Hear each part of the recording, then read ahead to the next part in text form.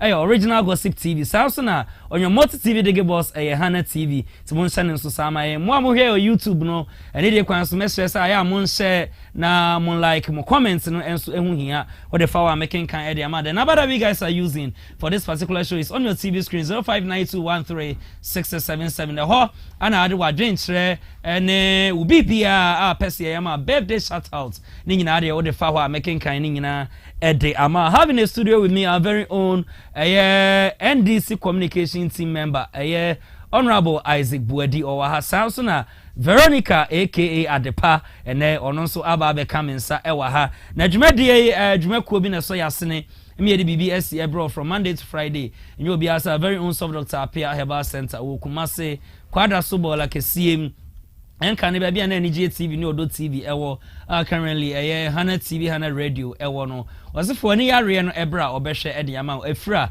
etesi so what's a spectacle asan watimi atwere wakenkan anamposan asan watimi anante a fabra on fa dro bi enso wani no so on fa aban bi enchi wani no so no be mu wadro num na pass through obinsa wani no efra ebebie etesi so a ebete so doctor apia eno no o se adwumade we yase na chapa ye mi hu obi a watrase na spectacle ama na dru a nipa no konom ye ankwa o se ba beje space no enye sa ana oye no ewa ha o se enye no nko no sa be ma waye mre ewo mpam me sexual weakness, low sperm count, yes, syphilis, gonorrhea, typhoid, low blood pressure, high blood pressure, diabetes, asthma, any other chronic disease or the banner so yeah, or better than Eddie amount.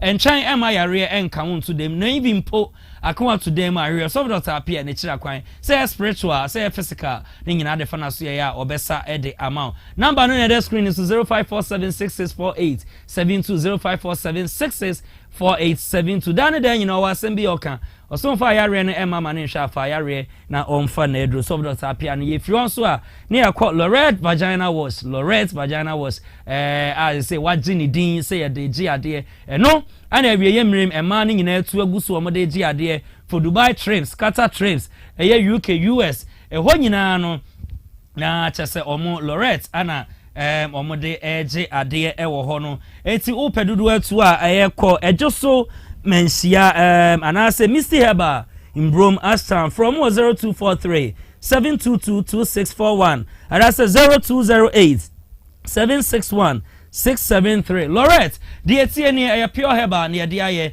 the answer or your bar or tolerate vagina washer or by cotton now they can create no insects or the best wase no wada overnight at the and way year for was infections be a will be a nina a be free one was so ache tinanaba him fiana na na kwa no chance as amount no do ko Dubai trips nibi no de ko Canada trips Qatar baby a na de ko umpe we na apede so without wasting my time me call rest for akache emra na iwia ye beto aso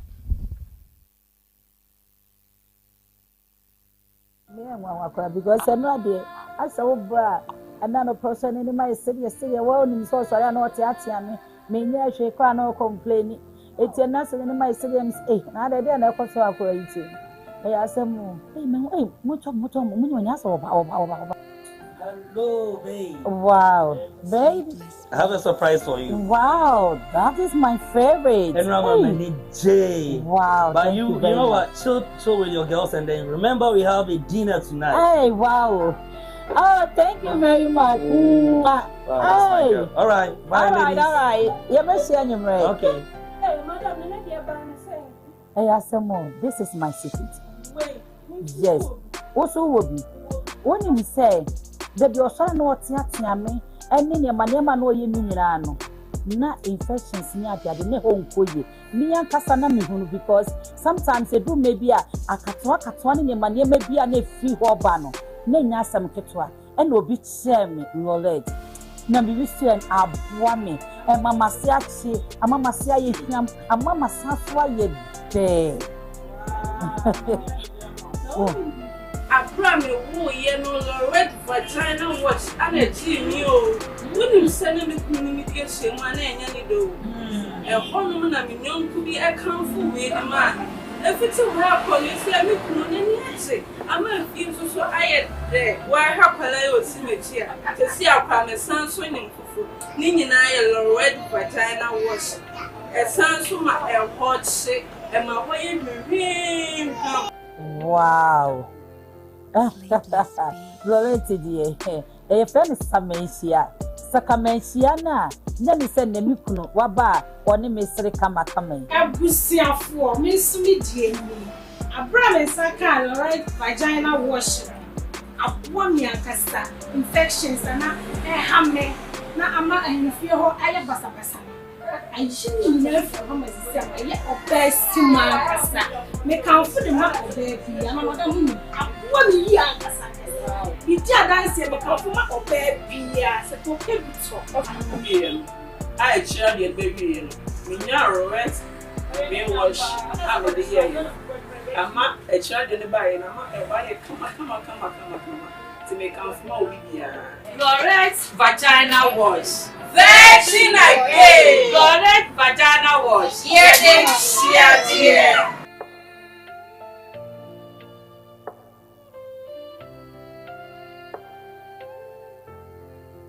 Me and one because I know there.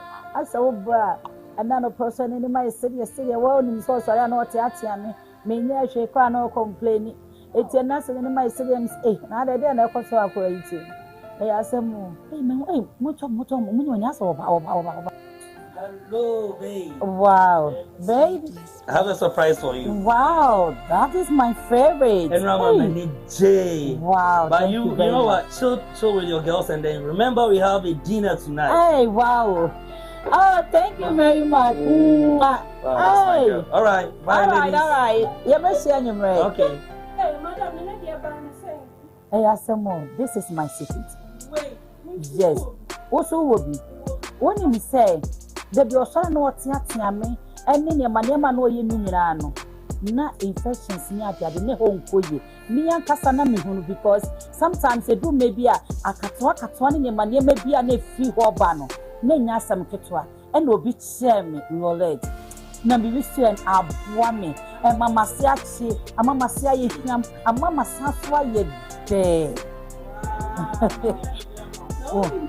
Abra me wo ye no Lorette. Okay, na chese Lorette for akache ana yakọ abano ti yo ba wa wo awie ma akira de no krempo aba na Lorette ana mekan for e de amount ko na kwajibi na bibia enkoso se dem sika ye no ye be drink Ghana ho ye be bobo Ghana ho dwumadie yendi atem na ye very very interactive timra ne kwa ani ma ye bia ahmatofo no tum na so afre na wachire wa adwen but semede eye tebe stories new to adwa e bia no wate e bia na animu betimi no adwen chire na fa eye 0592 13677 both WhatsApp and then SMS so the file making kind at the amount pa eye it's jebre na ye nyina ye ndwen Ghana ho mesre so say ye hia aboafo so mbeba be so yasene ni chese ye hia sponsors enti woton ade store hemfa say your school no be a company bi mesre say for same number no that TV no eso no na ye pon a wonim panimfo entena se endi ho nkomo na ye mo wade ton de ro ema opa eye isan say ha ye Paul ayamantem so ye sene di kanfo ye bo wade ton de ro ma wa e kopa na mpempem ana epubere because of a huge or large numbers we carry on our back and see mesre say monsanem so sa ema like I said earlier when I have in the studio with me our very own Veronica aka Adepa Samson honorable Isaac Buadi enso ewa ha na ma men ko mo ho na me mo makwa aba ne mfadwumadie no sisters honorable Dizzi me mo akwa aba meje so I hope say bibia boko Nyankopon adaroma we can no di ni ye pa be na Adepa na ambe family mpnt na ma lonely kakra shebe me koko onu oko eyi o e kan say so ko enjoy me tese ma na ma tight manso oko manso yanka o se me ne ko but na ma tight kakra nto ko ji ne ni jam oko galamsey size nti wako ji skadi aba oh yes internet the over spread it very good Adepa Dizzi wa badia breeze kan bi Mr. Sedu si wa fel I said galamsey ni na ewu a eye den ya galafo ba o ba be say ho minim obia ukrum na animu bia se on se enye ukrum ho fon ko na omodi ahoho ba na ahoho no minim obia okay be den ya de kakra ba o se de ahofe na esi aye mo e de na ese kakra ba ana honorable hu ni za said the ahun fenesi ya be so this kanaba we all right, was your for Mesa Mama Kwabas from Kokwan. So, Yamfa Jumedi no enhyehyɛ so. Ene the ati to say wa Abel Fontaine so na yem so ye ba be can be. Na yet be stories. And this one says fuel price hike. Bulk oil distributors cut petroleum prices. Palm prices may drop soon. And then infrastructure crisis. A pecky senior high technical school students battle for poor toilet and the enmu ensem ebebremo. Samson Adome Kwabrenya Kitasi Road resident demand immediate rehabilitation in the munsem ebebremo. And then Galamsey fight military presence in forest reserves will be sustained. His Excellency John Dramani Mahama and I didn't say we about so say Galamsey site no obukwaji amanfo niyama na o mashibi echina ubonso omusa akwa side foforo na o makwa akoye adwuma no they say wo hu say ye the soldiers and e betena ho a ebetimi stop Galamsey nti wakasa ye bebo edi erem ewo and then 2028 elections Dr. Mahmoud Bamia says NPP unity is key regaining power idimunsa mebebrem na no Saturday ya ana elections so ewo NPP regional elections na yedimunsam ba bebrem abronye retaining the chairmanship ewo bono yedimunsam bebrem omunyina executives no so pledge for teamwork bebrem sanso na NPP Western chairman a free fa was say all the seats we lost we are going to recover them all. Na say seats na NPP for LUC any nyina ye chairman a free fa say on be recover coming 2028 and as Samson ye call akwasi kunadu ono so a predicted stronger united party ema NPP ti ye bebo edi ewra ho. Samson na chairman White defeat Alaska Canton and to retain Alaska Canton and to retain NPP chair in the Munsem Bebren. Samson aye or ho kwaku apia or no so na aye Ashanti region or my election as a regional chairman. Na say and same way I could see ana aye chairman to me and so ne visual night no in the Munsem Ebebrem. Samson honorable wisdom osaibu ama okumkom a no so achiman we be just south sword cutting be equal so ewa achima ni Munsem any account waba beye enyina no yedimunsem ebebrem we ene nsem a edidi so ana yede ba besum ye man kronkron Ghana ewo ye BBS nti gibre na you go through the stories one after the other. Honorable Dizzi me den nsem na gu 30 seconds and about the na say and I believe say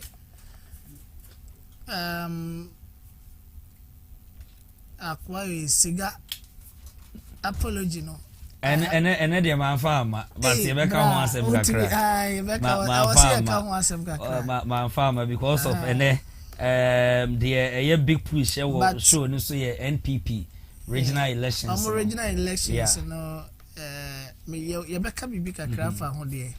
But that senior high school are almost battle for place of convenience, you know, in this modern day Ghana there. And also, we were interested. Okay. Okay. Matse. Adepa. My memory ho I am say honorable wisdom say bu amade no na akutiki coverage no e de ba ye. Nti bomi mu kakra ansa na ye be call kra yakoho. Oh, I think say Friday na. It was Friday on. Yeah. That was Friday. Friday. Yeah. Oh, na ye. Na man kan say mam nyu ni say na e fe. Na omo ye ni edi achi ko ye ni de. De na nani age because within a short time ya na MC ni Dizzi for metimi e de sa nyoma we nyina egu akwan ma me to me de ye bi obi be kan say ono de ompenani nje ho ba to me de ye kama because ensuo ba bia ye ko ye bu ha area bi wo ha mo bre ensuo ho ensuo even ebu akwan zo ho ha kra no ensuo wo ho ko I think say menhia yeko yeko agogo yeko we okaya na me refi hodin house and ho room ho a yeko ho na yeko crow we say ofa sepase Sorry. Me mana. KG Debbie. Body sango. Minimum holding, me refi holding no, and also your call. Okay. Na eyefe wayade wayade de enipa be ya no and why say enye ni nyina nso na wawie ebi gu akwan mu a onwuye and right time no I think say no nso be pa ho ntama ama atwoma man nso bi ehu say na ona boye. Okay, all right, better was any young concept no. So well, this one says fuel price hike, bulk oil distributors cut petroleum prices and palm prices may drop soon. Said the bear drivers and who better but many enye tirimuka na enye tirimuka nti yenko na yensi free omano emra ewia ebeto aso. That we've sold to the oil marketing companies have relatively gone down. So if there are daily increases going up, it could not be attributed to us. It could be due to their own overhead or their own calculation based on whatever business decisions that they are taking. But we can confidently say that since last week,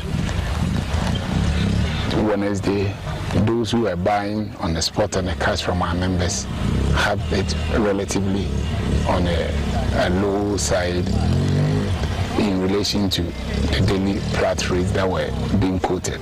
So no spot buying anymore, no spot pricing. The issue about spot buying and then the weekly, the 2-week window, I would like to use this opportunity to educate them. So we've gone into an agreement. You say that you have opted to use weekly average pricing of the flats. So we'll decide on that.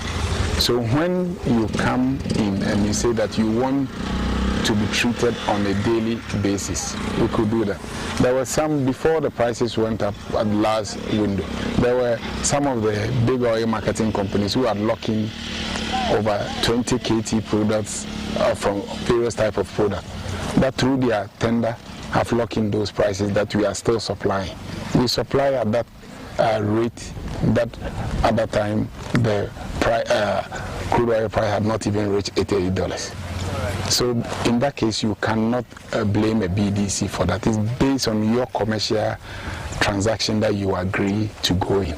And when MPE publish the floor price using the 2-week window average, it's just indicative values that they are using to go by that.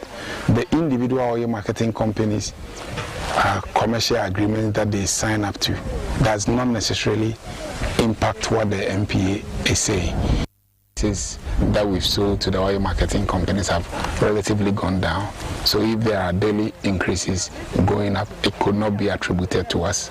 It could be due to their own overhead or their own calculation based on whatever business decisions that they are taking.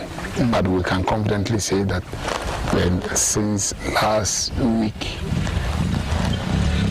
Wednesday, those who are buying on the spot and the cash from our members have it relatively on a low side in relation to the daily flat rates that were being quoted.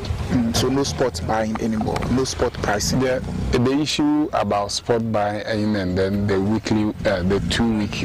Okay, na just bulk for ana omo akasano se enche bia no petroleum prices no ebe drop soon said ebe yetimamufo enso ho ebe to mo ene industrial na as companies ni nyina nso eho ebe to honorable enche bia ana akra ne mpatam fuel price no diesel any petrol nyina e cost especially diesel e ma his excellency John Dramani Mahama ebe reduce 2 cedis edifuse they say bulk for and so akasa say enche bia omo be cut down of the fuel prices no sign same way we see ehun no efa say amamu papa de we can say ya na mu say na obeka oh amamu papa de unya na you see in everything is about communication. Yeah, say niama ye den na wo mateman mufuo no ehunu say this is how it is going now. Okay, na won twantra they understand you. Okay, but what they make can say I remember said na me share video be about the finance minister and they people saying say on spend it and then they know chrom say you see when government changes government is continuum. Yeah. What you say? Yeah. And agreement be a MPP a buy no a year with World Bank no. Or no on to me bambe default. And a World Bank be tree or minus so on tree or minus so say we are separate from a political party. Okay. World Bank doesn't know MPP. World Bank doesn't know NDC. World Bank knows government. Okay. Ain't or you're not doing say yes. What you may nema stabilization aba, and then the dollar no so namia do must stabilize your form, but not to your person can be a single digit. Okay. But still, that's only 10, 11 point something.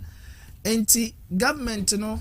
Ne yi bi oye about say see ano all the import of fuel ne ba yen mouth tax free yeah o de fabra na beton o ton we ni ehu se de o si di dwa ne si fire na the rebate e wo ho bia no ye the amount. Okay. And I think that they have the fuel marketing companies no at that angle. Okay. And so it wasn't surprising say a two no I buy the buy say okay me so much take it cost away. And so if the box companies and so coming back home to say in the coming days they will reduce good news for all of us. Sebi fuel prices back for my drivers assume juomo passengers assume juomo the economy na nkasa so assume because everything is powered by fuel or energy. I'm happy with model Ghana for my every. Say we are into about 1 year and some month. Bare 1.5 years. August they bro 1.5 years. Yeah. Until we still have 2 years and some about 4 or 5 months to end our first term. And we know that by the time I end the first term Ghana for they will assess and give it back to us to continue. Okay, all right. Adepa, na ade na honorable kasa to no. Okay, clock it. No. O problem they say. Me affair no. Hey, this is increments no. But me from yem nyina ya wa atweman wa bi ya south. Me who say ya tutum e wo. I think say Accra ne Mpatem.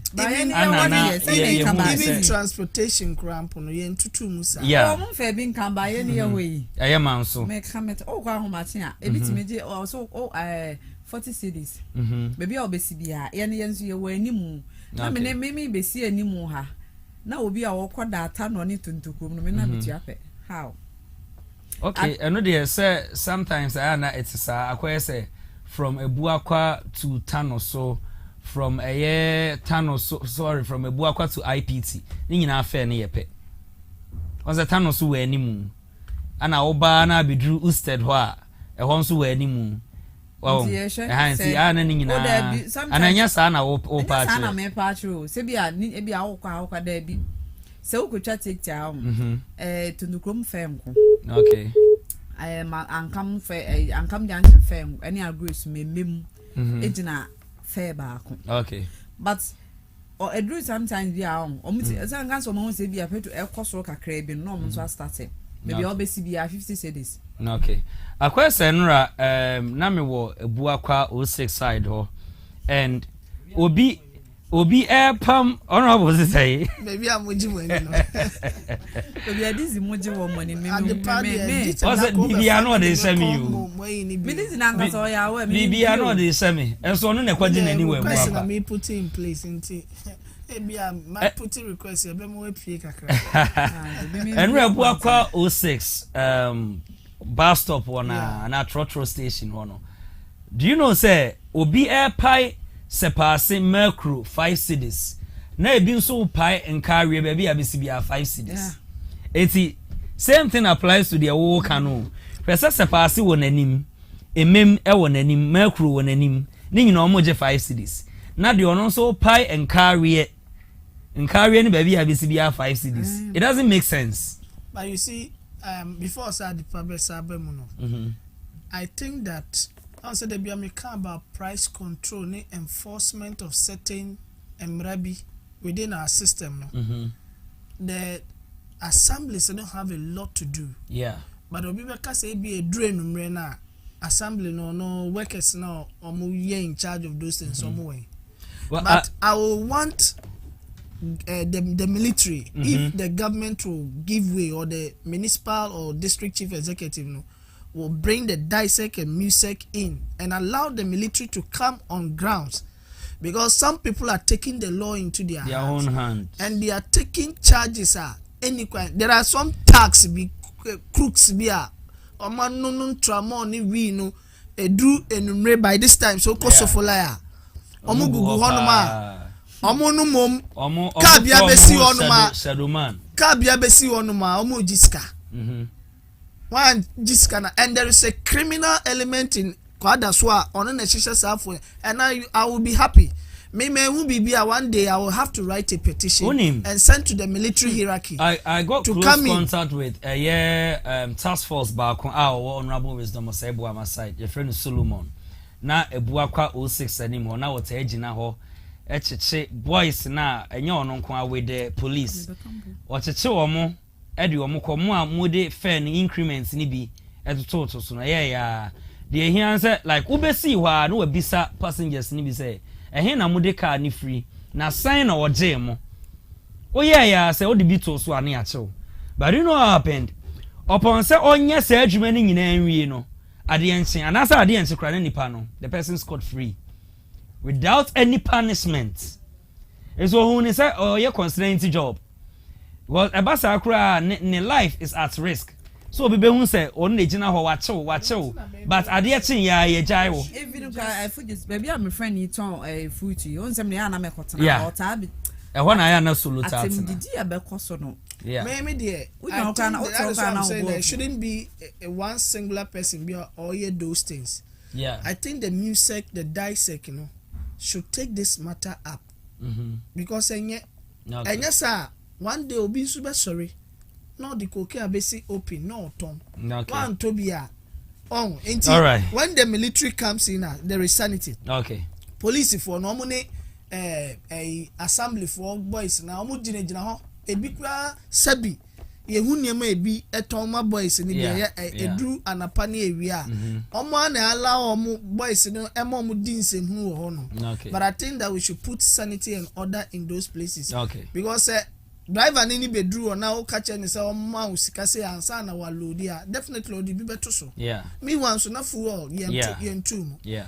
Me ya say poku krom kwada so for like to na baby obedru a barrier e will be no so police for ya so beje. And so edru baby a boys in 8 minutes pi 7 cities. Yeah. And obi on more short time or dia struggle bedru on ma. Obetia or pentama kofie but obi so on obedu on wa lock because wakoton ntene wakoton so kodua say no onyaye no abetia 7 cities until there need to be sanity. It came to a time omode increments in become no me nyane yes central command also fully an here so yes phone bi begina ho echiche omo ana omo di bi eto so pa yeah omo discipline omo but minim de yeah ni nyina eto etwa no eti yankwa yanim adepa fa ni Dizzi so mo ya hu bibia emrantem because me baby amiti from Kenya etu a mechanism bua kwa kwan ho enya 3 cities 4 cities. Okay, so what tie chire what baby a court ne wo no na court no otu kwan ho fujis na no ani fujis ko baby ara hu krampa ne se ni dia ba menu sa no Dizzi from court ho etu kwan ho 4 cities. Okay. Na me sha say me drive for me no me taxi for no me me sha say ento so na beba na so no mbeje for say any ayem pakasa wo kem ge be start akasa. Okay. All right. Mate Adepa Veronica ana akasa se osra ban se onte so say a bulk for say enche bia petroleum prices no ebe cut it down. Na yenkwa infrastructure crisis wo Peki senior high technical school Volta region na Jumadi education director Mariam is it Azoro. Okay, I don't know say Azorio say I don't get this right.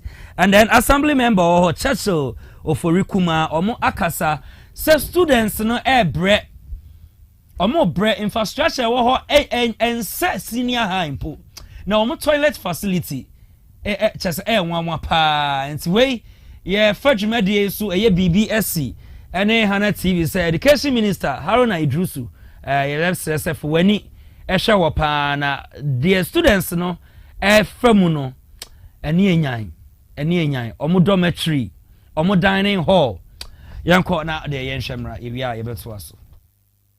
In some second cycle institutions continues to pose challenges to effective teaching and learning as inadequate facilities put additional pressure on students and school authorities. At Peki Senior High Technical School, infrastructure challenges have become increasingly difficult, with students being forced to study in classrooms that are in poor condition. Although some new buildings are currently under construction, several other critical projects remain incomplete while existing facilities continue to deteriorate. One of the major concerns is the school's dining hall project, which has stalled several years after sod was cast for its construction. Students are therefore compelled to use an old and deplorable dining hall facility, which also has inadequate furniture, making meal times uncomfortable for them. Assembly member of Peki Jogbati electoral area and all students of the Peki Senior High Technical School, Chechelo Ferikuma, spoke to Channel 1 News. You see, we are not having any befitting dining hall. And at the same time, the tables and the forms at the dining hall is not enough. So students squat before taking their breakfast, lunch, or supper. For furniture, the one that the students are supposed to use, that is what teachers are also using. So you realize that some students will definitely be in need of chairs to sit on. Those buildings that were put up in the olden days, that is what they are managing. The dormitory situation is another major challenge, with inadequate bedding units forcing some students to sleep on the floor with their mattresses. The shortage and poor condition of furniture also affects academic activities, adding to the difficulties students face in accessing a conducive learning environment. Despite these challenges, school management and students have declined to speak publicly on the situation. And as these infrastructure challenges persist, the school sanitation situation presents another serious concern. Students have resorted to using an open toilet facility dug by themselves following the deterioration of existing toilet facilities. The situation has raised concerns about sanitation and student welfare, which calls for urgent intervention to provide a school with safe and adequate toilet facilities. When we talk about the dormitory, it is only the girls' dormitory that is a little bit good, because it was recently commissioned. As for the boys' dormitory, it's nothing good to write home about. You have seen it yourself, open defecation. They dug a hole, put locks on it, and they are hot, easing themselves there. But what if something happened to somebody in the night? Can the person go to the bush to go and ease him or herself? Some of the students even talks about it, that sometimes some people have to fall inside the pit whereby their colleagues will come to their rescue. It is very bad. Meanwhile, the Ghana Education Director for the Volta region says demand for infrastructure in senior high schools across the region has increased following the growing student population, particularly in technical schools. She, however, noted that although some infrastructure projects have commenced at the Peki Senior High Technical School, the Ghana Education Service is working with government and stakeholders to address the school's infrastructure challenges. The craze for technical courses at secondary technical institutions are getting choked. We have reported the issue to GES. We are working hand in hand to make sure that most of the challenges that are in our schools are well taken care of. The ministry and GES have awarded several contracts that are ongoing in our schools now. Although school authorities and students have declined speaking to the media, all students' associations are calling on governments and stakeholders to come to the aid of the school, provide them with a befitting toilet facility and also some additional infrastructure on campus. Infrastructure in some second cycle institutions continues to pose challenges to effective teaching and learning as inadequate. Okay, now just Peki Senior High Technical School infrastructure crisis our move facing. We heard last scene now. Omo toilet facility ana na esi akire ho no ye din tontom mosquito net atwa ho asia no, and imagine say wodi aduane bia na wan di aduane bia na enwumre wo yam how to be free school no. I don't know say we was school ni inside though, say we outside though, I don't know. And GS Ghana Education Service minim say a Ministry of Education or probo ekɔ hɔ that one I can tell. And there are so many projects and anke so omo ye. Previous governments, you know, another dan kwa Kufuado and the government and omo ana nanke so omo ye. Omo anye dining hall projects. Any blocks no say na egu hɔ no. Ensensan afu afa ho no. Na me ka say dwumadi na edi ni ha no. We don't do it in the favor of NPP and as NDC. Diaba no eno ne yebeka. Enti Nanado Danko Kufuado ni NPP eba aban mu for 8 solid years. Enti Peki senior high technical enti omo anhu. Even a year dining hall omo ye so mbesi omo twa blocks e de egu ho na ni gu ho no. Enso wokoka ye de be ye party sem. School na e wo ho no enye NDC fo nkwa na e wo ho. Enye NPP fo nkwa na e wo ho. E ya manfrafo party bia bi wom. Honorable Mamimra Hona Asemeka say ya etenten. Una e teacher ni. Dizzi, I think say infrastructure no areho.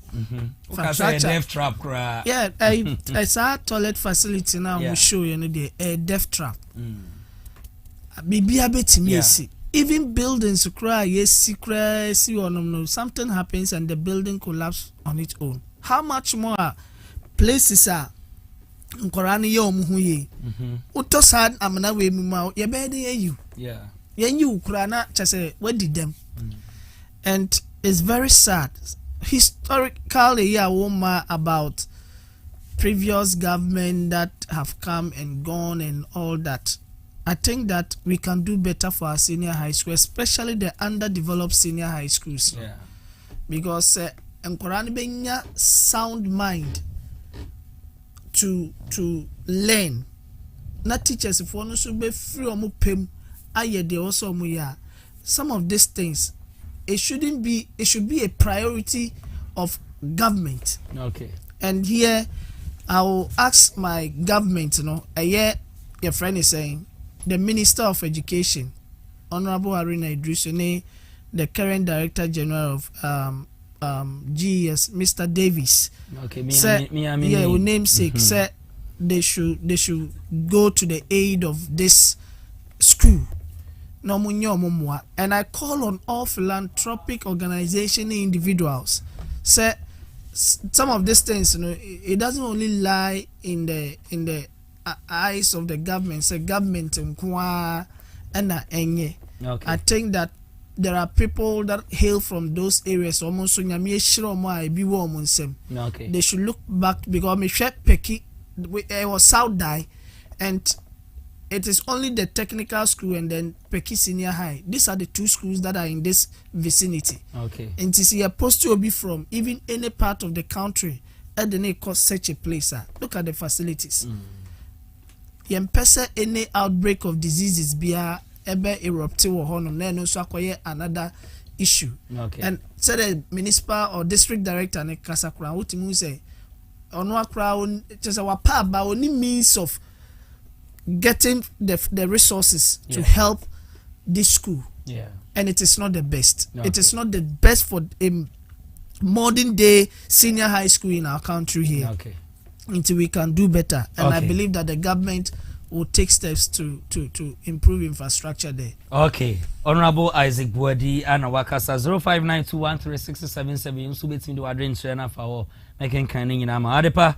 Now so who chrome anka unko school order. Na ka mede ni mako.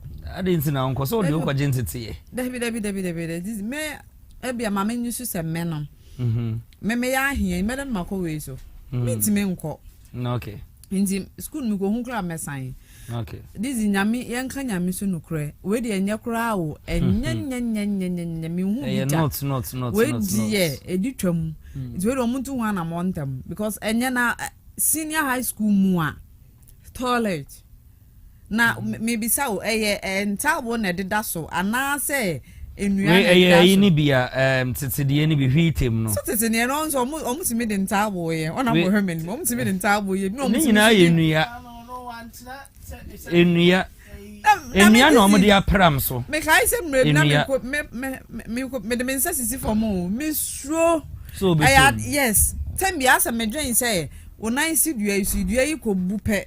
ubetom and sad time no utoma na obi ani hɔ a awo woni nkura nso gumu no oba fine ubewu enti yesere we die te mampanyi dada nana do mo penso se omo ntimi entu ho na mo a yesere we die medem se to me nsayam yes His Excellency John Dramani Mahama on education minister omuntu ho na mo ntem yenim se mmotimi aye o yenim se mmotimi aye ama na boso se de MC ni DC fu obo mo yenim se mmotimi anti yesere mo we die enyenyenyenyen we die aniwu ai senior high toilet dey mosquito net ade ho me hu bi da me hu ni say mosquito net ne say obi eye bia crop farming no mpese bia mo abedia ana say omodeje ho ba say toilet pa me bi say me ho say omodan no e wo fa hen e ben toilet no ana say mu wa any asem because we emu ayi ni nyina pie ba abonti imagine say wo sa toilet we so na nsuo to and I say yam yin suo kura to mfrim enframa e fa ensi wona ateso no we safe e wo ho and say obedwan we be kan yam be sori aba enframa kasi aba e be kan yam Dizzi what be sori aba because o me fa ni say wo ho ne bi ati bu me abo bi api obedwane we dey yesere we die yesere yenim say o metimi aye NDC for die yenim se ombetimi aye okay yenim se omubetimi aye Adepa Veronica ana ono nso atuja no ye kwa ye dome kwa benya Ketasi Road residents no omu demand immediate rehabilitation na se omu party se kwan no ejato ho ache asai apro atete hwan ana beye ede ama omu yenko na yenhwe demonstration how is koi no we are about to studio for discussion.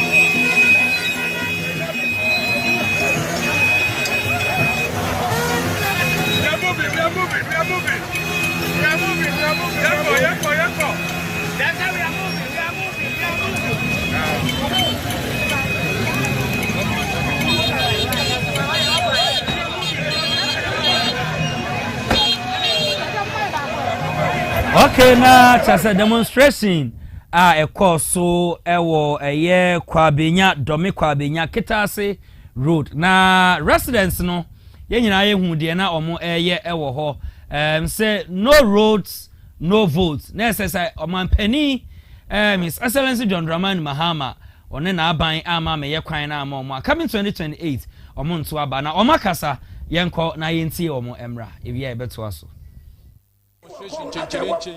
Edietia abano ni nyina ne se wo mo kyerese efi kwa abenya ede ko breku su kwan no esu ni na etutu na emfuturo eya de a ebere o manfo pa ede yare ebrom empenifo a wo ehia ewo ha no wo mo peni baako enie na na osai sechi ene mo ni abere pa Toboya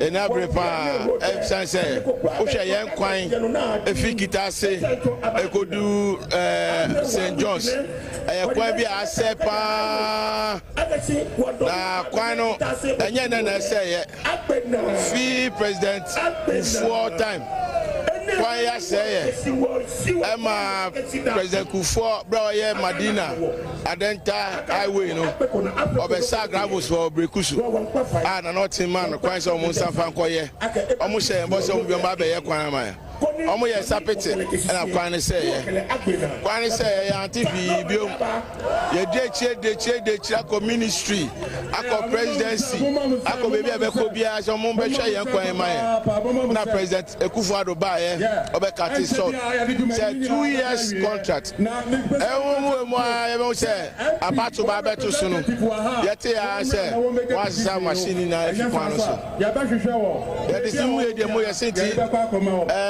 haircut ebedu ye na haircut ebeka kwa no ye hu ya president mama ba ye na daroma e hu say da chef big push me or say big push me na fe aye nije eti na so do me kwa benya Brekusu kitase pefo wo na ye ko highways biom e ko bisa won se den won akwan ye hu say wo sha se kaka no se gai ye hwehwe mu kire se na won sign contract bia wo kwan no so ye na won say ye bufu pe no a se first guy for se first guy fumba se wo hwe adwuma first guy ye e wo former president etwemu ananmu na se ye hwe na kwan no say because ejuma wa ye no na kaka krepa won wie nti ya de sere ya ye to ye president enim say bebi akwan wa ye du no and say na be hwe be say taxpayers money be ko waste no yes sere no ni thank you to abeko yi yes sere ye dem be thank you to wa onye ye kwan ma ye na de fanda ya say ya to abama no ye da na sipa me pa chao me so ma sam be say me kan say yes sere man pain no ma ye nkwan yi ma ye obi yare na akofre na akofre ka o se kwan ni nye me nko mana na nsen abranti twan o yare wo akofre driver bi ase kwan ni nye abranti afensa wa ware awo ba ko owi wo fie ansa na wo man so ene ye de ne ko ena ye nkwan no ye sire omboa no ye kwan ni ma ye me di nkotodwe ku from me pa ne chiaw onye kwan ni ma ye ni ti ene ti na ma ye di achi ni ye to aba ni ma ye o man pa ni Kufo obedada ye Ekufo Addo obedada ye it is onye okay na chesa residents omo domi kwa benya ana omri omade srede ato his excellency John Dramani Mahama enim no I hope say nsem no e free ahyase ekosia wieye no wa wo hwe me from chichini bencheye wuti bi nti said wote no saa na ye domi kwa benyafo ka honorable my memory almost a big push. His excellency John Dramani Mahama edi shame so obeba be ye kwan na mo enche bia ana omode mfidie ebegu so omo ye ene se mfidie no be omode begu so no ye sa be yi mfidie ni free kwan no so ana omurewura mu ahun se omampani ene omode machine se begu so no en sign contract bia ne sei kwan no ana anwe ne se ede eto ho no enti asem na o kan omu soon after government say onye bibi inform because me common sense per there okay and the omu okay me common sense questions na me bisa okay etiefo na should be their own judge okay say me wodwuma de bia me pese obi eyema me menen pakon ko agreement bia menen nye hwe na me say ani pakon na tentam ne niema Remi wo mi fia mi si o na watentam ne niema ne nkuku nkaka kosi me land so say or shares yes am na bro ne me sign contract agreement bi o. How is that possible? But what they make can I say? Me committing myself to agreement bia. But me say fa oniama begu masase so na sit down we mami. And your project we mami. What be that? Now unya sure say the person mechanic say ye wura mu ya de wura mu ko he. And then ye kasa yemma fact, yemma figures. Yemma evidence. Okay. Ebia ye called municipal or district road planning officer ye called chief executive officer or try and document we say it's a contract we no by ye call any bibia say ni ho. But also unchichema ye with contractor no. You have not even heard from the government side. I'm not saying say road in me and you. Road in it there, they have every right to demand for road in see ebe ya mom. Okay. Because me car so much infrastructure and a macro develop you. Okay. And to say a road network na bibia gugusua. Economy ni kurampo e boama economy ni yede. Because the last time I was in Accra, Amasama obey kwan so. The road was terribly bad. Okay, so I think that recently no so and you could do on nase about that. Taxi drivers ni be creative because omo nko ombekọ kura amount say no mbeje cause kwanin ye ebe say omo car yeah okoba 1 2 3 also okofitem yeah and they have every right to demonstrate, but when we are digging for information, let's put the right information out for the public to judge. Okay, big push in me sure see a twem and what is a twem. And I don't think say be a delay be na ekoswa. Let's push impenifo. Okay. Yenya kami a media for any omo kase. Nanki yenya somebody also either from the assembly or from the government side. Okay. No so I day. Can be afahun. Okay. But in all no we I'm appealing also to the one in charge of that particular stretch of road. Okay. So because roads now buying a year one cry, a massive. I mean, you're sure say any corridor be a buying be neglect say on ye. Be a delay be na koso. And you will say you pushing penny for a year proactive. I think the demonstration is the right thing to do. Okay. All right, Medwa so now. Adepa. Dizzi. Domi kwa binya. So OTB. Oh, me TV pa na me hwe bi nso. Okay. Kwa ni de that's bi wodo at ja ye bompai say mampanyi ne mpanyimfo betwa womani ahwe wom the way I was be go to utim say ache nye asem was start free ko for time abepum sa amre de ache o say mampanyi dada nanado epenso oba ye say obeye nso ankusi aga no so mfinti yesre onabo wo mpeso aso MC ya wo ho panyini bi a wo ka bi yeye ma wo mu bia yesre se omombo wa because omanum nsu atwen ye kan ebonum ka yebu ni se omanum nsu atwen ope ache nti yesre se omutwe omani nkohwe ho mana Ghana ha de misu obi su ni de na misu me de na misu manso kwan nti yesre amampanyimfo amampanyine ne MC fo a nkofo a wayi wo mo yesre se ya kwan no ya na sometimes akwan yese ya edobi hospital ya na ehun hia ma me pa because udobi hospital na so kwan nya nipa ne nkodu no betimi ewu enka kan wo mo a ya na menka ne so mo kwa wo so no ya na ehun papa okay poso no yemfa nipa no kra nkodu no na akwan baba kra no aba obewu nso ana wawu nti yesre yenim so mbetimi aye nti yesre omuncho omani nkohye wo mo na omucho omani so omucho omani nso akohwe manso kwan a me de bia me krom kwan de me de bia me kan so omucho omani nkohwe yoso so bi esu naniwa nti de metimi aka no yesre.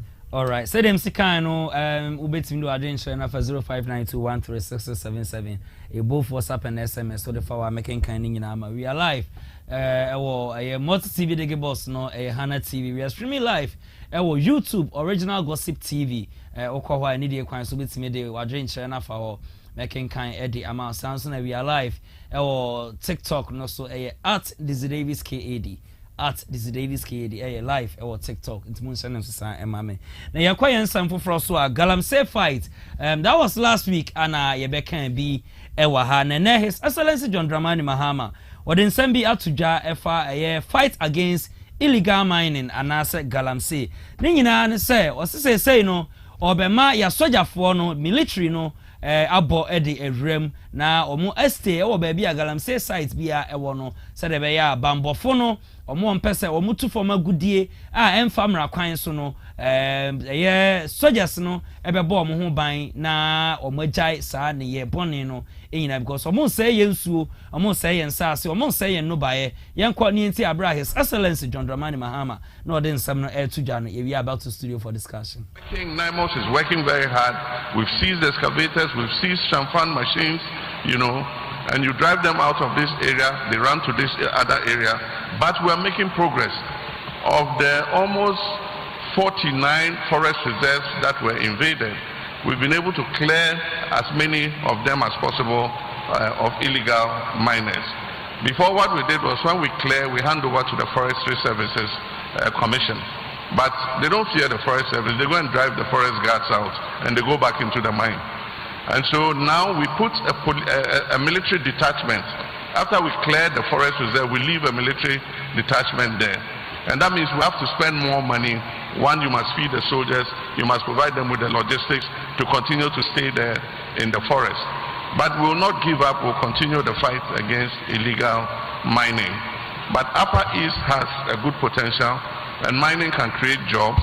But we need to make sure that these are formalized mines so that they can employ our young people to operate. A few years ago, Cardinal Mine opened in this area, and you should already see the number of people who are working in that particular mine. In Upper West, they have the Black Volta mine development coming up.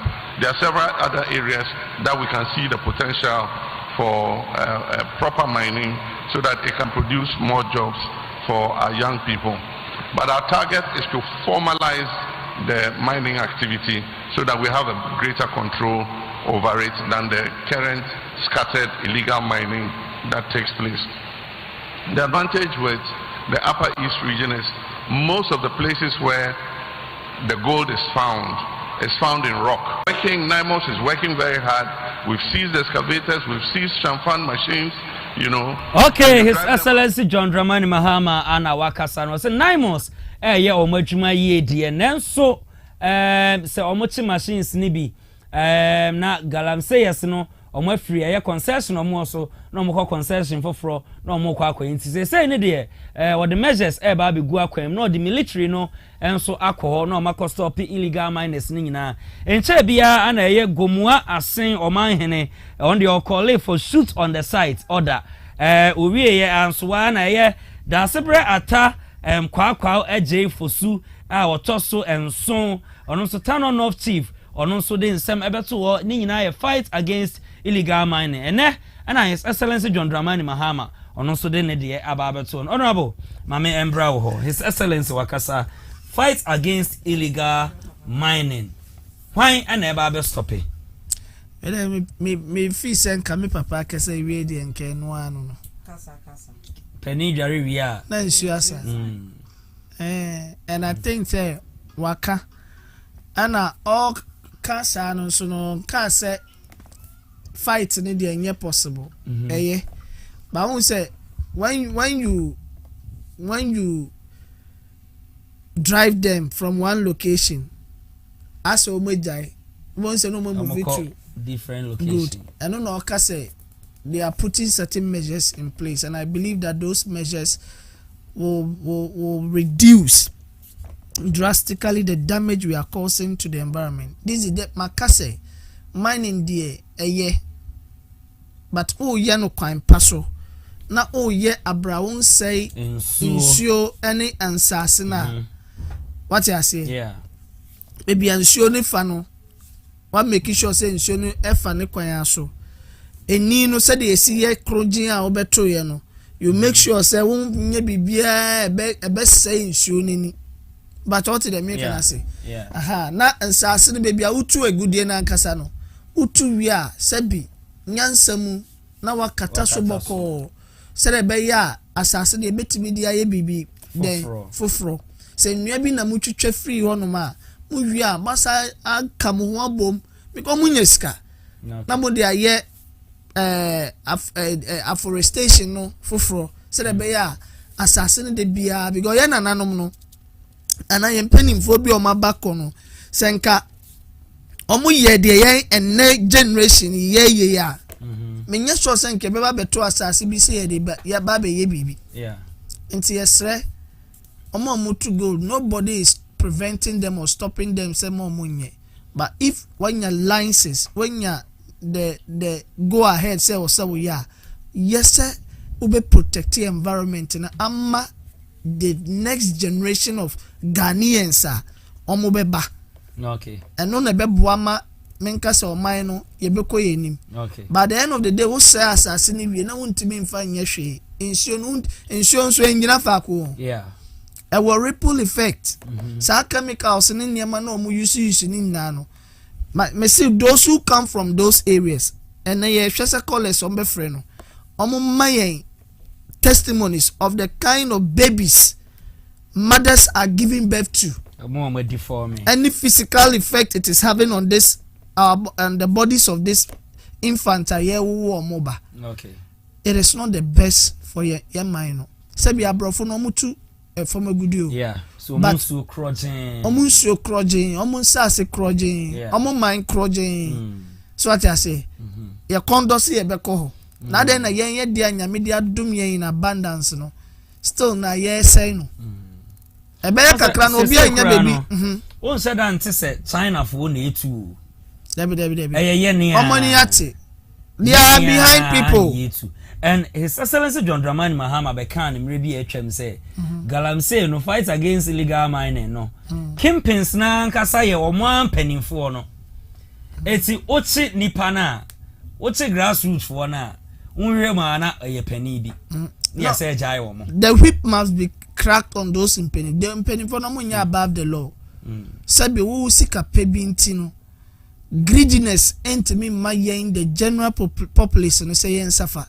Okay, what you say? Yeah, a form for no de bia ye sa ba omo nchen kwosro mo se omo emma ye tumi emma ye mbu o man no omo sitene mo wose ye hwema bibia ye boko. Yeah, ena na me last na me ka say omo tu sa for magudie senka sika no kro omo tu wie no kra no omo de ye bibi papa emma communities na nkro na omo eye na ba na kohwe kono makwan ye kohwe omo hospitals ne health centers schools akwan no na emfaso be ne wo agudie na ye etu no so then at the end of the day whole person woni we busian for them who enjoy you drink good water in the city you enjoy no nyame betua yeka okay nyame betua yeka all right nyame betua yeka honorable na akasa no so betim do ade nchana for 0592136677 adepa fight against illegal mining His Excellency wakasa me wo mu de Dizzi to me no said na me nua ti e ka no say ese senka omo a mbayimfo na omo de da no omo diga say no ye ne wo menka ne say emra bi beda ho because say bia oje land na wo da nsuo ho a o hwe hunu say nsuo no o ma efin ka no be yi nsuo ne kwan ama no na bia land no di wie nso a wakata so say de net ye ne pepepe say nkofa wo ha obi ama me free say ye de samra no keka ho a bi say bebo because gam say ni de Dizzi some no me no ti asenti me ntu da o entu da be see put right measures yes enti asenti me ntu da because ye mpayimfo na nkasa no ebi mu di bi say na His Excellency can say campaigns na nkasa every year ebi ti bele na asenti me ntu da and military o say o mbe sa akohwe we na we na na say omo bupa ye say military ni ko ho omo kwaji sika adedada na omo jai omo oba say ye footages bi a military ni ko ho omo say omo neema omo jeje ema omo dwane but me hu omo kwaji sika the omo say neema no no you for the TV for the cameras ba omo so jibi no okay ebinom me obi wo kra na hu so na na so ye hu ni say ye army no very disciplined omo no de far bribery and corruption there omo NG no Dizzi wako na obi aka cho so be ma obe 50,000 and 60,000 na one number 4 5 e de na be obe sha da penye me bi asese wo ho se de wo say no yes mo twa de aba se de asay no yes bi ye hu bi government officials ne ka ho a ana omuntimi se bi a panyin bi anka wo mo ho de na koye wo mo nkwa obi okro otimi frɛ ese ne panyin bi nso kura ka ho na siska no panyin no nso oh okay obi kura timi frɛ ye beba ho ene ye ba mo side na wa ma na nya ahodaso na kyese omo nkwa ejuma na ne niam wasesa kugu ba bi ye okay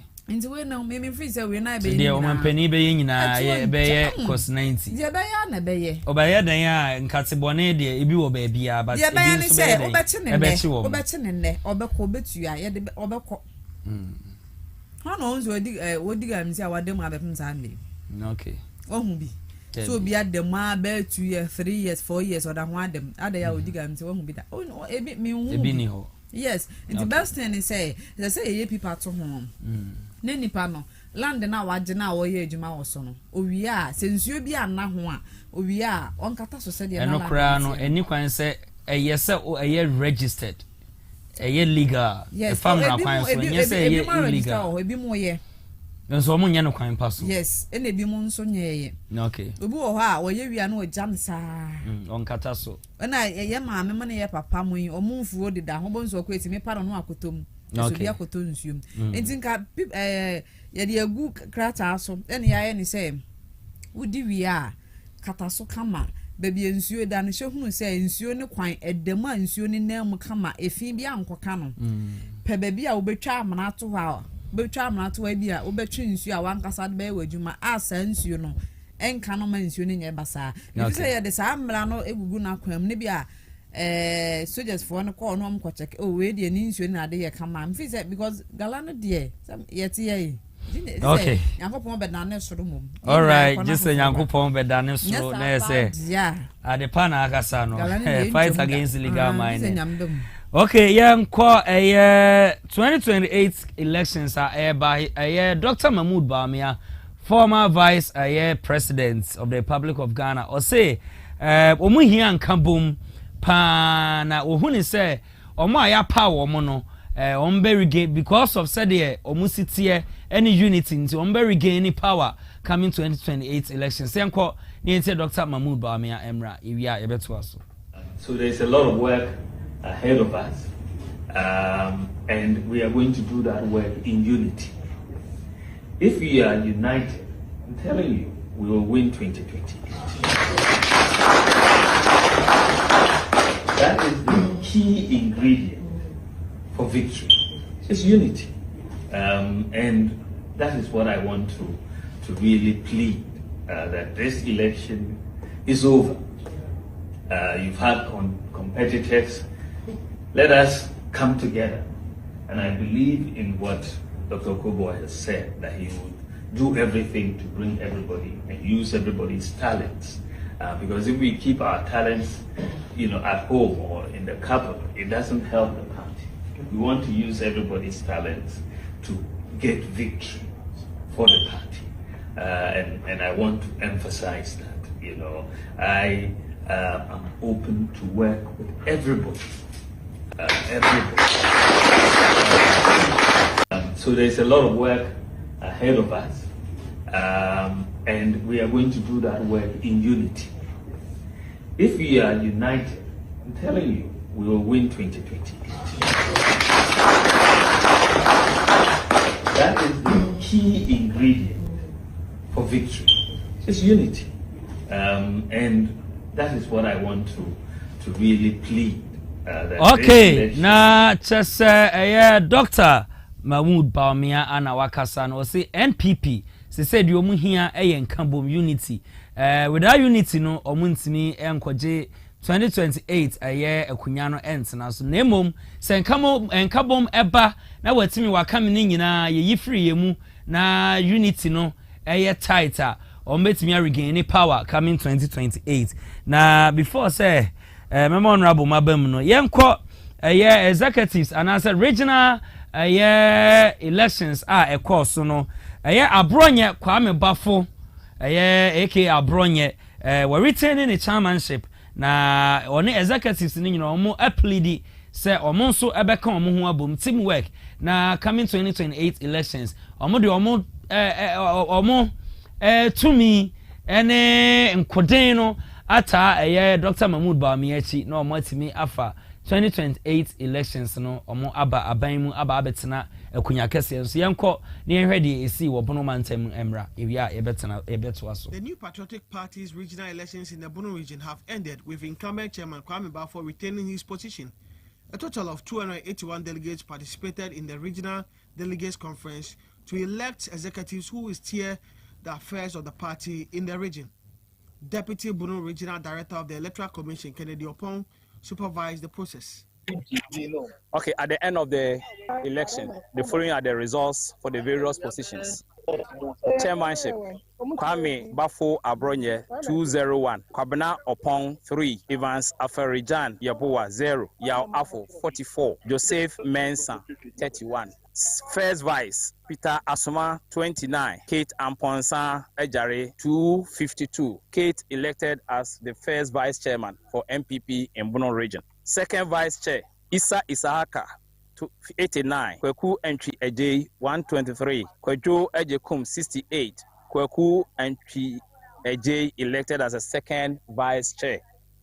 Secretary, Kofi Ofosu-Boateng 187, Bafo Asare 93. So Kofi Ofosu-Boateng elected as a secretary for MPP in Bono. The newly elected executives say their priority will be to close ranks and strengthen internal unity ahead of future elections. They believe teamwork and reconciliation will be critical to rebuilding the party and recapturing parliamentary seats lost in the 2024 general elections. Today has been a day. I have won the election, but what I can also say that I don't see it to be a victory for Abdulrazak Opong. What I know is that it's the MPP New Patriotic Party who has won. So we need to work together. We work together. I work with my brother who lost the election and make sure 2028 we win power for our political party. And as a new communication officer with background in marketing, I'm going to project our communications that will be one of the most vibrant communication in the region. But we're going to respond to issues in the region that matters to the people of this region. Okay, na chese Bono ana Bono mantem na yakoho akotie omunsem aba. It will pair there Dr. Mahmoud Bawumia ekan ene Bono region ene executives no mo ho no ekan no utim say nkabom pa na eba NPP amanyoku ne shanka yame se abatu ye ekwoso yi ya nti wantwi bia ekoboko na se NPP omukoswa say dia me sure say 2028 honorable remenim ombeba befa da yamko western region wonso na free fa chama free fa ono so wakasa o say all the seats we lost we are going to recover them necessary unity no adwuma seats no omulusi ya NDC amanyoku ne befa ye ni nyina no ombe recover 2028 yenko ni yenti ono so emra iwia afi na the trade was a personality, the trade was the team, the trade was the spirit of the westerner who is crying for redemption. So that was just the trade. I mean, there's so much expectation on the shoulders. What's the reason why that's the major concern. This over here, I mean, now they want to see the reputation of the party and a comeback in terms of taking some of the seats. What for you is a goal in this direction? I can assure you that MPP is love. We are the party of choice, a party with a tradition. It is conflict that has divided the region and that has caused us to be where we are. I'm coming with a single purpose. The purpose of bringing everybody to the table. I'm going to be that father figure to negotiate with everybody, listen and make sure that everybody is on board. And once MPP come together, we win. And MPP is going to win. All the seats we lost, we are going to recover them. Because there were seats we lost because of disunity, apathy. People didn't go out there to vote because they were upset with the system. We will have to let them see that the alternative has not been good. The alternative has been terrible. And if it's so, we must come together to rescue the soul of the region. Thank you. Okay, na just NPP Western Region Chairman Afrifa ana ono so akasa no say unity no eye adwuma omo befa omo ntuma pa afra na seat no omo lucy nyina omo akwa no say the to so biem say because of wetimi wakame any mint obia na ewo NPP mu no enema omo lucy na Ghanaians, most of Ghanaians enso anko vote because of niema na ekoso ewo party num no it's we there ohun say unity omo hia nkabom na omo nkọ konden coming 2028 na omo ntena so na asem na ana eye akwasi kunadu wono so a predict eye stronger unity ewo party me enko ne enti ono so emra ewia ebeto aso. Oh, so far, so very good. I remember last 4 years, I was on the planning committee and a member of the committee in Ashanti organizing this last 4 years. I know how tedious and tiring it is to pull through such a program, especially in an internal elections. So once I came here, I mean, there's orderliness. I mean, there's quite some joy around. I expect that would carry through the whole day. Because the most important thing for us is, I've always said, there is no winner or loser here today. All the 34 aspirants across all the 11 positions are all winners. The most important thing for us is to pull ourselves together in one voice, one unity, and make sure that we'll be able to wrestle power from the NDC. Anybody who wins today has won for the party, and it's incumbent on all of us such that we'll then be able to pull through and make sure that in 2020 to wrestle power. One person cannot do that, neither two other individuals, but all of us. So my expectation is that once we have started very well, we should carry that through, so that at least at the end of the day, victory will be for the party. A message to the delegates and the candidates. My message, first and foremost, to the delegates: let's all be law-abiding, well-abiding, and wish ourselves well, and also vote according to our conscience, and for the good of this party, most importantly, so that we'll be able to wrestle power and bring hope back to this country, Ghana. And to all the aspirants, I wish them well. I've been through such elections before. I mean, at the last minute like this, I mean, there is so much that will go through your mind. But I would urge everybody, keep on with your faith. Just hold on. Keep your spirit high. I think it is always good. We belong to our family. Oh, so far, so very good. I remember last 4 years, I was on the planning committee and a member of the committee in Ashanti organizing this last 4 years. I know how tedious and tiring it is to pull through such a program, especially in an internal election. Okay. So na chese akwasi kunadu ana ono so akasa na se NPP say utie de obia kan Dr. Mahmoud Bawumia ansem ode beto ho executives omo so pledge for teamwork wo Bono region Samsona Western region chairman Afrifa ansem o kan ene akwasi kunadu nso de etimi se na nkabom no ba be ye kesepa ama o ma be kokoden ama coming 2028 omo etimi aba betina akunya no so honorable Dizzi what say we am say ewo de teamwork na say any unity na aba NPP mo no onye sure say dada no charade. You see, their leader should not pretend say everything is all right because election is over. Okay. What did they make an answer? And then you all of a sudden over call it for unity. No. And Kofobi won man as a leader, no. They are not your preferred. Winnie any baby one, they are not the preferred candidate of Dr. Mahmoud Bawumia. Okay. The people they brought over Ashanti regional elections, for instance. Kokofu ya dene bae no. Nanka chairman Koka, nanka ko unopposed. Unopposed. But I know so the preferred candidate. They have a certain perception so the preferred candidate of Dr. Mahmoud. See they want to me a puppet na a friend or akwan a friend is or anybody say do. Ekeka fat chairman Koka. Now I'm even wondering if he will get the balls to even meet the man and shake him one-on-one, to label the man as an NDC person who supported the NDC. Say, Emra Mubeko election yadi or chairman sabons ni one ba na sisa no so no do you no because on the on person begging any support any candidate. Why would you crucify the person? Okay. And until you were maligning and insulting. And then Ashanti region, other places. Okay. And don't think the election is over, so that is all. South warning nano. I was some who healing the wounds in their hearts. Okay. And this they should forget. Okay. But yani, we don't want to meet a competitor or a bruised and less competitive. Ye pesa sumbe bomuntem. No mo ba. Ni who say bro for the second time. Okay. Then who say pass team no mo be share na team ketwa. Okay. And for me, it is good the election is over. Some of the constituencies nibi ebi on mama regional election, but constituencies within the regions nibi on ma problems bebre. Okay. Omuntimi survey. They should look at that. Me ka say na me nyi me fie mfiri o. Me fie nso yen so afeni e be ye de. Okay. But nchiranka nyame say, for instance in Ashanti region here, branch elections are holding yen na no, it was peaceful.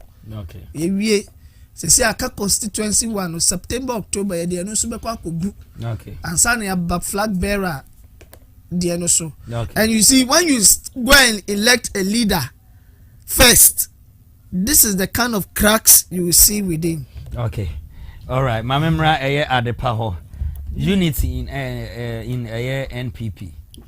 Dizzi, says mo say debia meka on say omo nsua said the NDC for si bi omo niama. Omo ntimi ma power bi mu because I say omo ntimi keka omo ho a secret entum.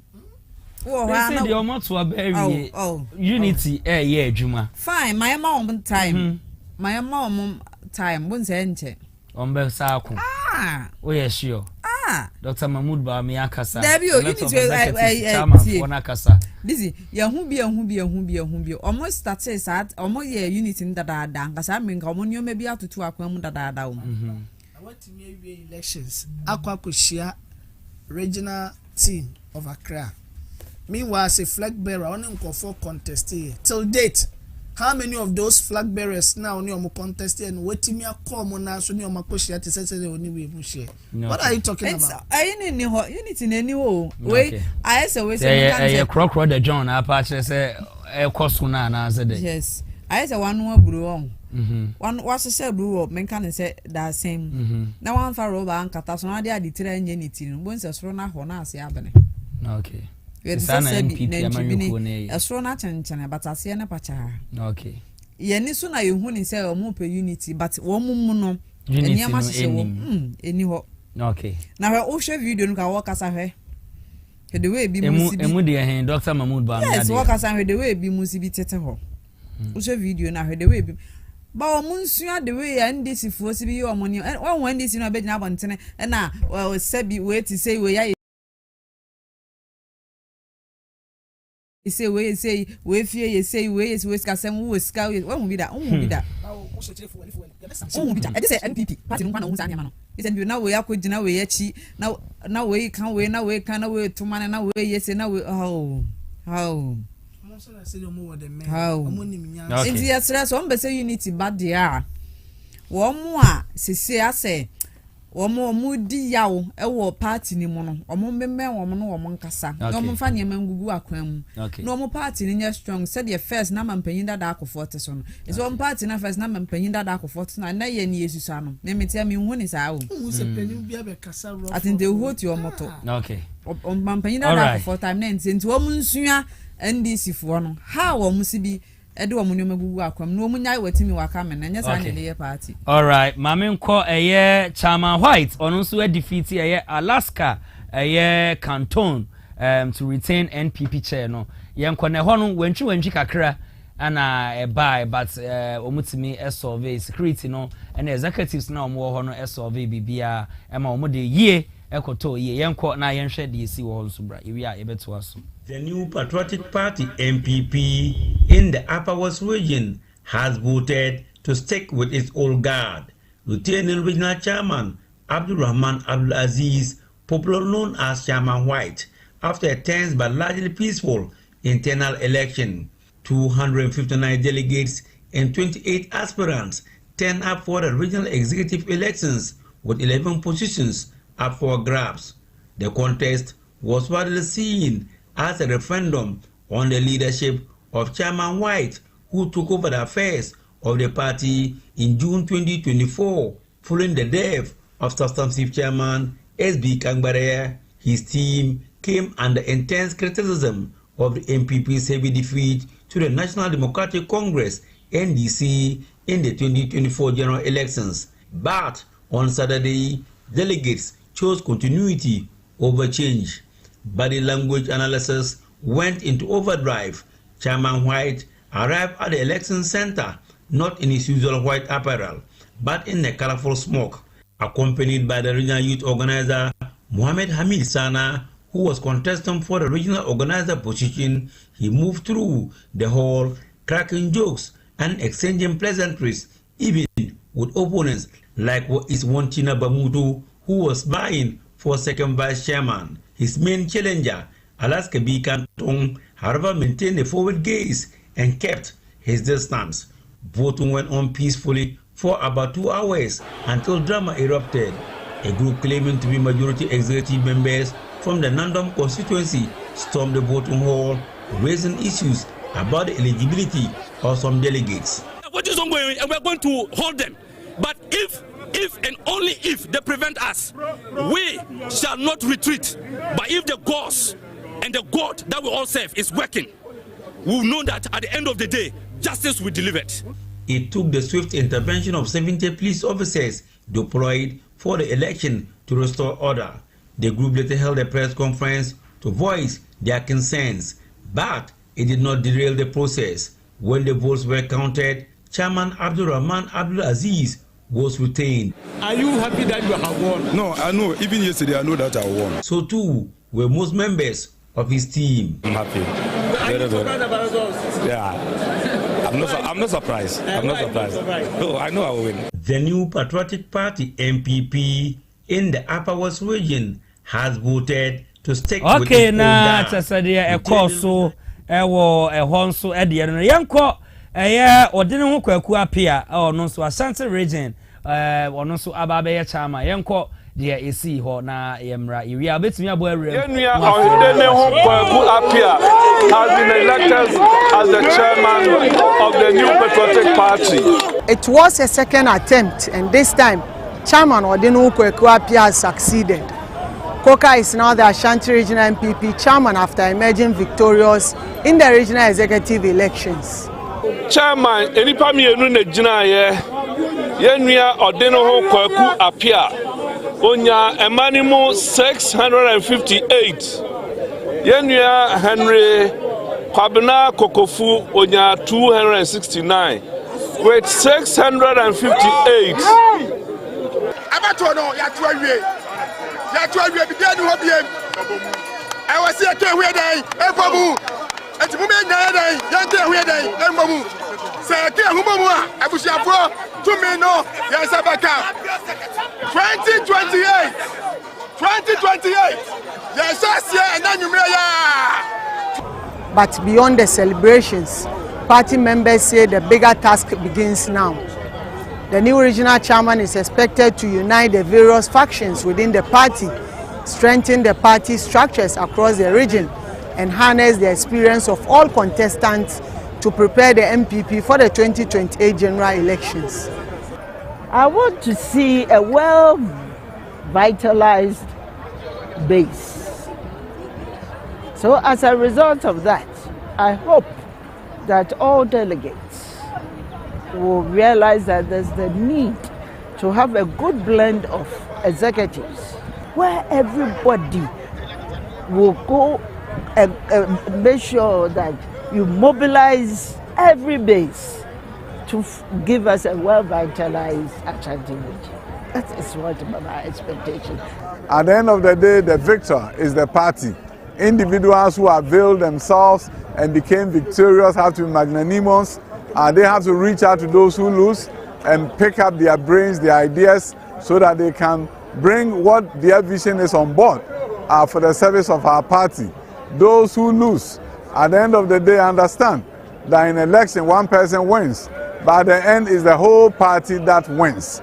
So good luck next time, even if it doesn't go well for you. There is no winner or loser here today. All the 34 aspirants across all the 11 positions are all winners. The most important thing for us is to pull ourselves together in one voice, one unity, and make sure okay, na chase the see what yeah Ashanti region hano ana yenso yakwa akosha very very peaceful elections. Also bet me abo area na watch wondering concerning stories na yabobo so no. Hello. Hello, Mr. Dizzi. Mr. Sedu, good evening. Aha. Monwajo. Yeah, Ejo. And Hana TV, radio, full. Yeah. The chair producers and engineers and technicians. Okay. And the teacher Isaac, and our Papa, was shrine.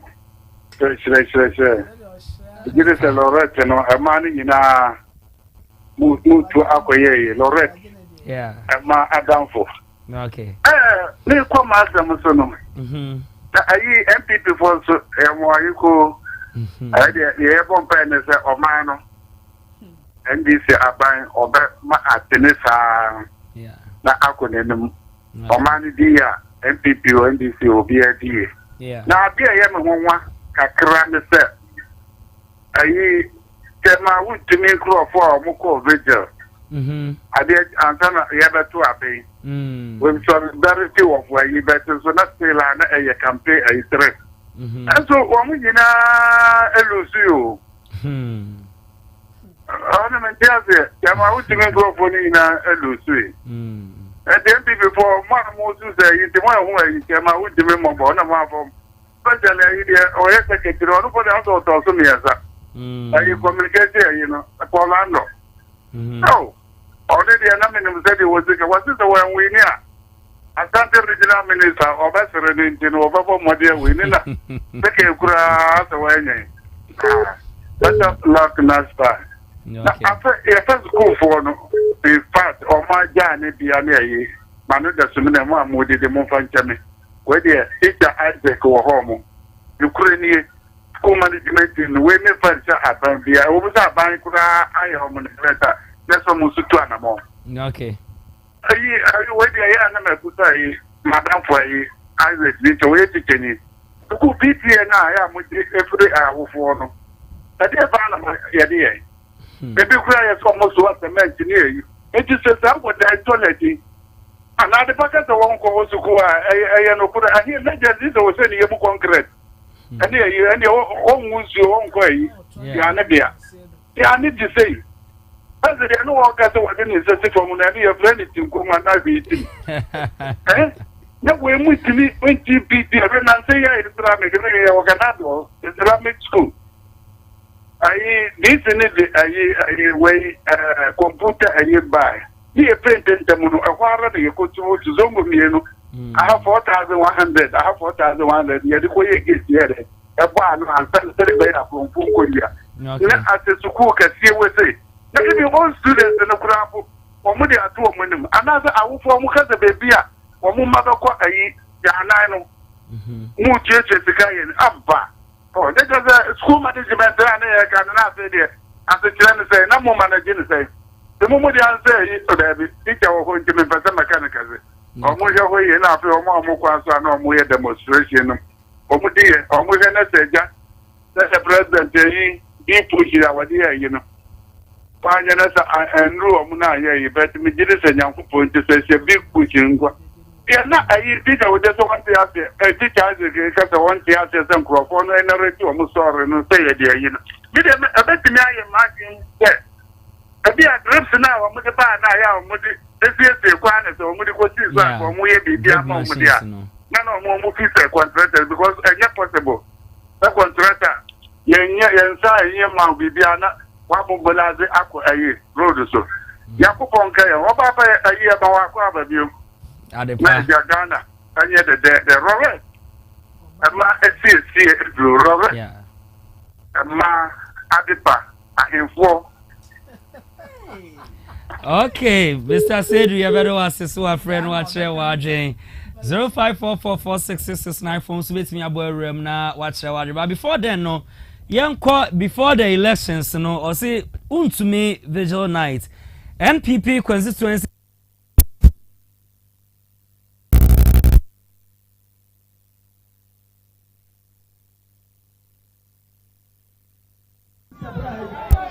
bebree na yɛnsɛ yɛ ma mpanyin mahama yɛ ɔnwa santema mɔbɔ na ɔma na ho bɔbɔ bi nso kyɛma wotu na yɛ chairman ɔyɛ yɛ chairman yɛ dɔ no saa dɔ no ho na nnɛ yɛde dwatoa asi yɛ ma mpanyin so ɔno na Ghana de Ghana tumi ahyɛ ne nsa onya saa tumi no so na ɔhu yɛ chairman ɛmɔbɔ yɛde gyidie ɛne kɔɔyɛ ɛsrɛ yɛwura mampanyin mahama sɛ biribi biara asie politics deɛ ɛyɛ adwenkyerɛ ɛde yɛsrɛ deɛ aba biara no ɔmampanyin pɛgya n'ani hwɛ kokoko yi a wɔda so yɛ chairman ɔnni yɛwu yɛ chairman ɔnto mmɔnaa yɛ chairman ɔnwia adeɛ yɛsrɛ mampanyin sɛ ɔmehwɛ chairmanfoɔ yi a yɛgyina ha yi na ɔhwɛ ɛdɔm yi yɛgyina sɛ abosuo mu sisi abere ha yi.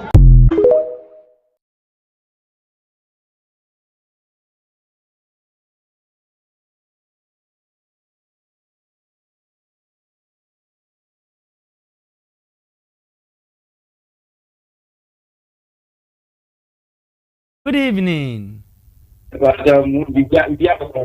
Nyame adom ye ho ye pa. I hope so. Yeah, yes, friendly. Papa no asiate.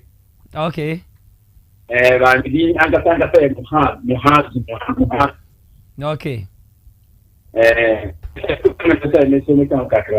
Oh, okay. Akwanya da ho. Yeah, MPP for Marco year regional election. Ibia is fine. Get out Marco. Okay. Chale yes, I will be. And she said, "You want election? I possible." Yes, and so my year national executive election to now put it to you. Now, moon, come say, and you should be they are prepared. And if it's a boot by boot, they are prepared. You know, yeah, then see again now. Okay. On my team. That's what I'm going to say.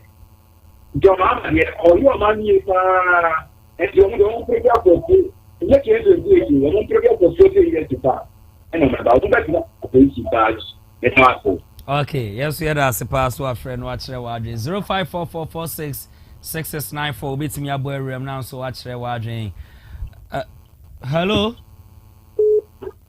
Hello. Hello. Hello. Mr. Sedu. Hello, Mr. Dizzi. Mr. Sedu. Who can cut that message you want to me, you know? You know, take point. Who better repeat one of my okay. Yeah, what can I remember? I don't know. Oh, okay. Remember the party jama. Okay. And the Budiani pa. I was say. Wait, let me catch up with them here. They are the most baby. Yeah. And go on count. That moment, put me text message, you know. I take what this over repeat one. Okay. Mate. The set your Baba Bane advertise. Mate. All right, Yankopon Council. Hello. Good evening. Hello, good evening. Sorry, teacher Kofiana. We did Nana Bodi, make us a queer dancer. Oh, okay, Nana Bodi, me back to Wadre, mammy. Yeah, about the young couple, now, MPP Sabato, acquire some beer. Yet, a man, yet passing beer. Okay. And the Sakwa is also to end this also in our support executive. Let's say many things. My main cut is in show. I buy a check on your salon, and I see a book. But let's say, you know, no more clear. Oh, about 20 years, what? And it's just some jelly, and if you want to one year, we now have some dear, and it's also tour, and yes, some dear, or man, Ghana, you need Ghana, you know. But there will be answered. Okay, I better was a pa, and that's what friend was watching. Hello.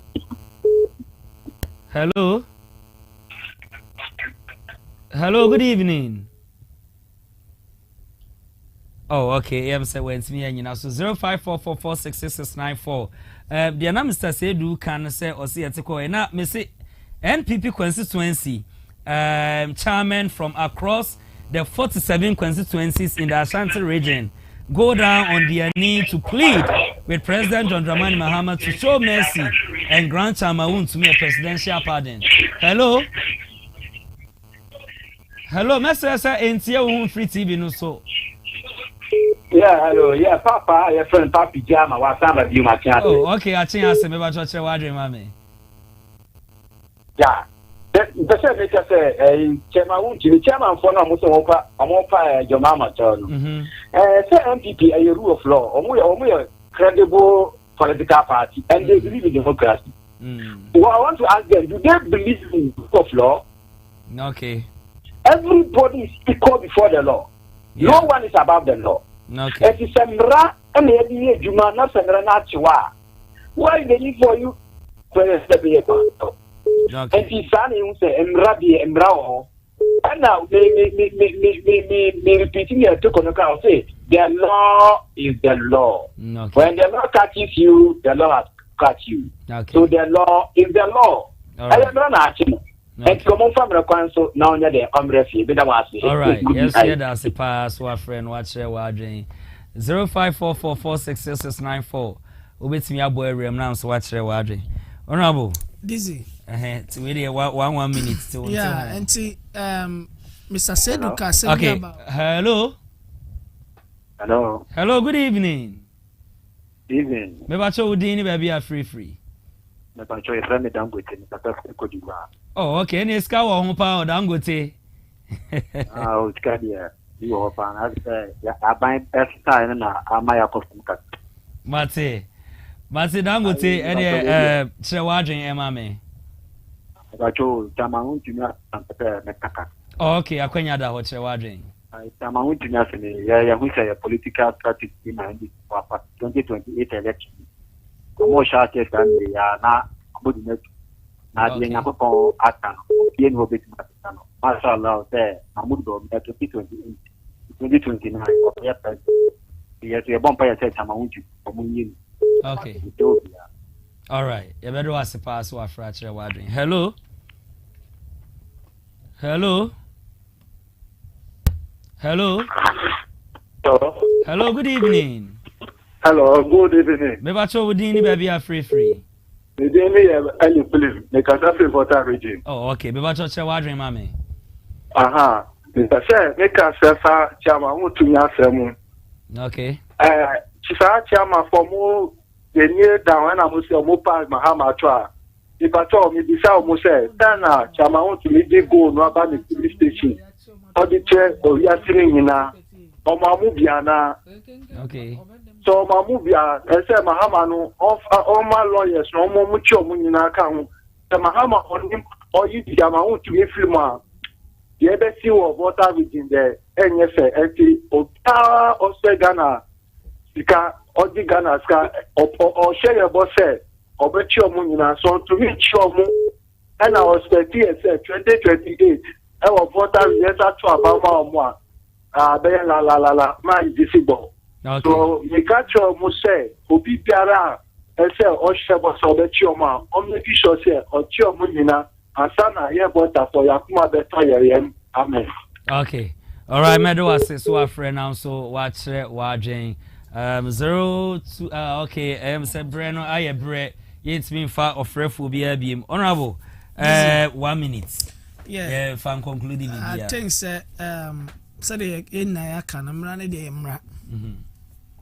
No bi anso ntimi nche president Mahama say onyi obi free efiase because omabum kotodwe emrana what bra oma president no to me so to me grant presidential pardon to certain inmates to do on my is the discretion of the president and your gimmicks no mo perform on no vigil night and the bema president Mahama e the needful and you be ada no mo patch oma sebi number dear and nam crimes ye petty I so da so dey if he has pleading for them Brena to be released we say yam ya adoma ye beto aso chia nipa mienu na ye nko me chia me ward secretary Fati and ma chia me one of my godfathers be Mr. your friend is saying me refini di no original office original office but me church I mean ni obi biara and wife wife at all Lorette command at the pakura poso waje Lorette waje Lorette senti na no ho aye kama adepa si adepa mi no ne yakoye bre na ye hu omoda and I say hu nso de hu omoda me chia golden family si hu omoda hu omo so da from me so ekusi obi afi na wabam okay me chia obi bia eguso nso eje nkofo nti wa pese wo be kan ye hu bia na wo hu me nchembes na wa ba be kan ye hu all right okay bedo wasi wo ho you be kwa ko join it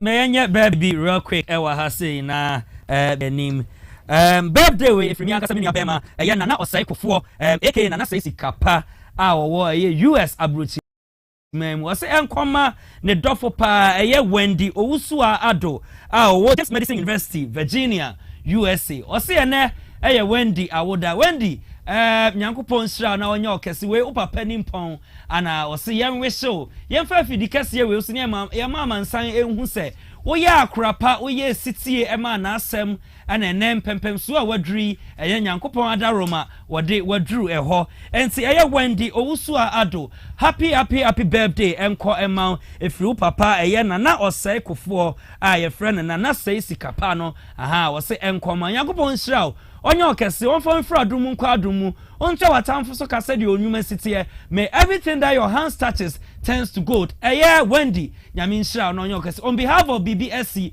on behalf of Hana TV enyina ya say happy birthday enkoma nyakopo onye okese na won se wanimonyam no ntutu anamon emfansi ye sede esitie bia no Wendy nyakopo nshira no onye okese happy birthday enkoma pa well ana brema kwan mi edwumade ni nyina eba ajieye yeda afrefo a omo frey enyina ase dwumade ye the bro from Monday to Friday about 5 na 7 pepepe na edi ni nyina agunyame ya adoma wachina ye be bie phone lines na tum na so afrentem na wachire wadwen na de eba wachina nyame ya adom na edutwam pa nti mesre se keep on watching Hana TV yesre ye hia boa for so mbeba be so yasene am ye dwumadie no kama pa ti brane mo ade ton dero enfama production line no ene da TV no so no ne WhatsApp line no de ase wo mpatam de ekoso a wonti ase de MC DC de amban no enye ye no twa ho foyini na fama yen na ye ba ye be yina fidikase no so